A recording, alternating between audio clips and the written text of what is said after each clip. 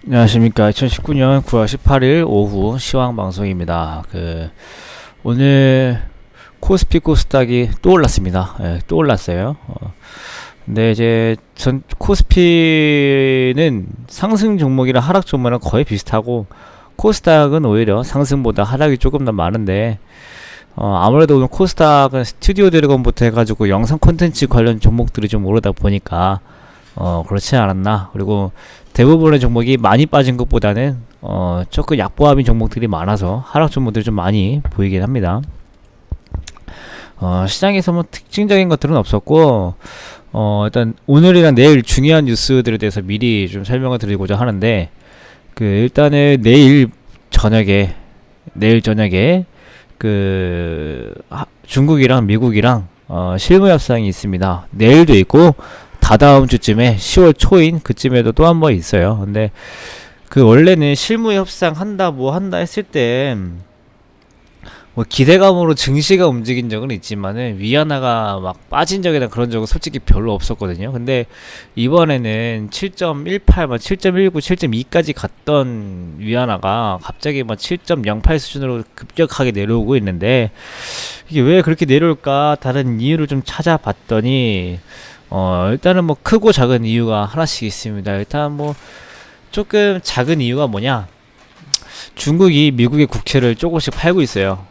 미국의 국채를 팔면서, 미국의 국채를 중국이 미국한테 판다라는 것은 이 채권을 넘겨주고 그만큼 달러를 받아오는 거거든요. 중국이 달러를 받아오면은 중국 내에 달러가 많아지고 위안화 대비 달러가 많아지기 때문에 위안화의 가치가 올라가게 됩니다. 가지고 위안화의 약간 절상이 되는 요인이 있고, 제 두 번째로 제일 중요한 이유가 뭐냐면, 지금 중국이 콩을 무지막지하게 사고 있다라는 뉴스가 있어요.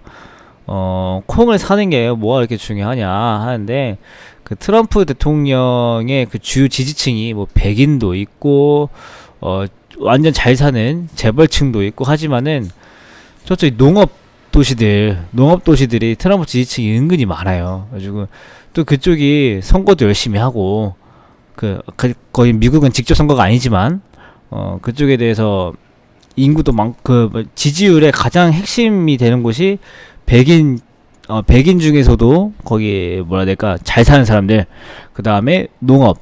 근데 또 미국의 농업은 우리나라처럼 좀 그런 농업이 아니에요. 다 땅을, 우리 상상도 안 되는 규모만큼, 한눈에 안 들어오는 땅을 규모를 기계로 한 번에 지어버리는 거기 때문에 미국의 농부들은 굉장히 부자입니다. 가지고 어쨌든 그쪽 집안을 좀 지지로 하는데, 콩을 많이 팔아주면은 그쪽에 대해서는 트럼프 대통령한테 호의적으로 볼 수밖에 없어요.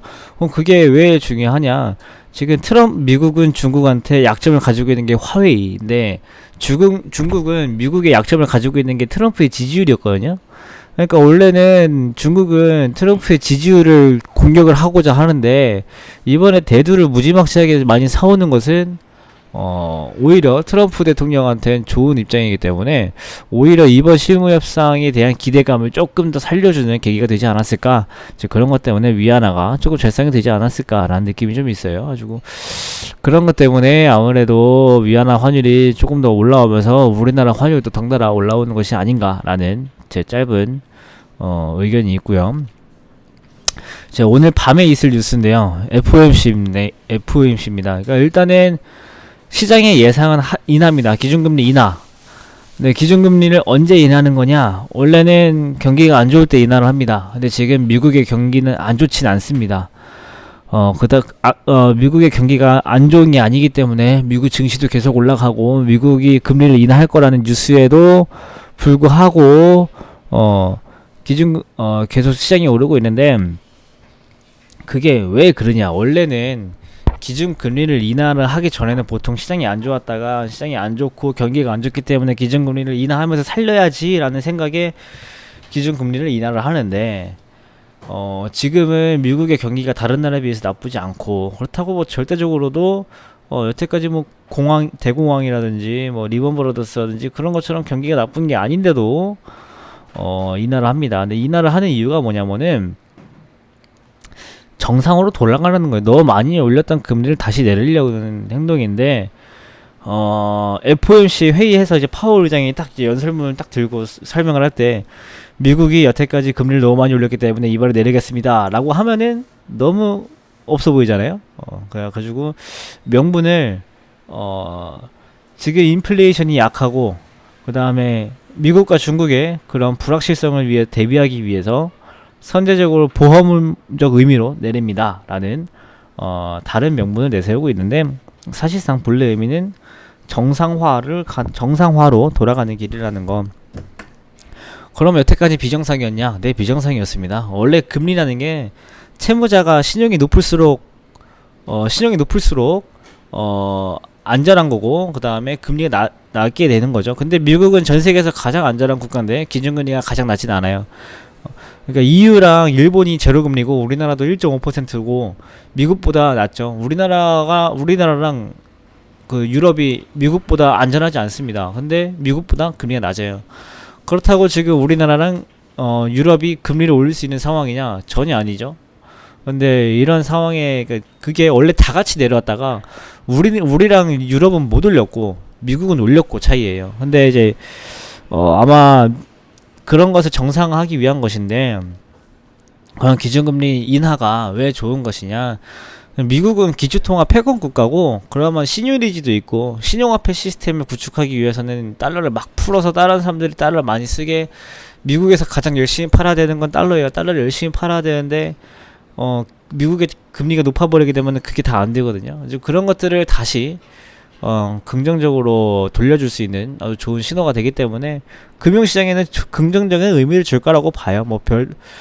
파월 의장이 기자회견에서 딴소리만 안 하면 기준금리 인하는 시장에 좋은 영향을 줄 것으로 생각이 됩니다. 그 오늘의 테마는 딱히 설명드릴 게 없습니다. 그 6개 아프리카 돼지열병, 그 다음에 오늘 컨텐츠 산업 정부에서 참 투자 많이 해요. 여기저기. 이번에는 영상 콘텐츠 사업에 투자한다고 해가지고 A스토리, 초록뱀, SBS 컨텐츠 허브, 스튜디오 드래곤, NEW 이런 것들이 좀 올랐습니다. 이슈 사항은 제가 오늘 다 말씀드렸고, 그러면은 시황 잘 정리하시고 저희는 내일 다시 뵙도록 하겠습니다. 고맙습니다.